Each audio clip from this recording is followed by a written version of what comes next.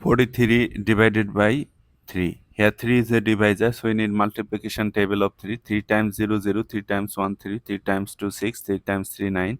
To find out the multiplication table of 3, just add 3 with the previous step. 0 plus 3, 3, 3 plus 3, 6, 6 plus 3, 9, 9 plus 3, 12, 12 plus 3, 15. 3 goes into 4 how many times? 3 goes into 4. 2 times 6 which is get it, so 1 time. 1 time 3, 3. If you subtract, then you are getting 1. Bring down the next digit. 3 goes into 13 how many times? 5 times 15 which is get us, so 4 times. Write 4. 4 times 3, 12. Subtract, you are getting 1.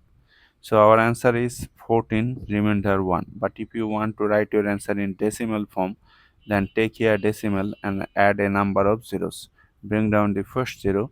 But before the 0 there is a decimal. Decimal must come to the question directly. 3 goes into 10 how many times?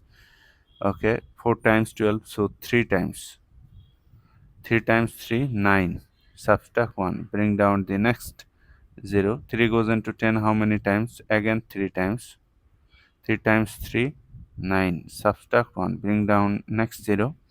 3 goes into 10 how many times? 3 times. 3 times 3, 9. Subtract 1.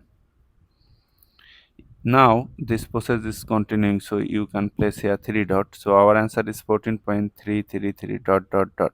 You can place a bar over 3 to mean that this 3 is repeating. So our answer is 14.3 bar.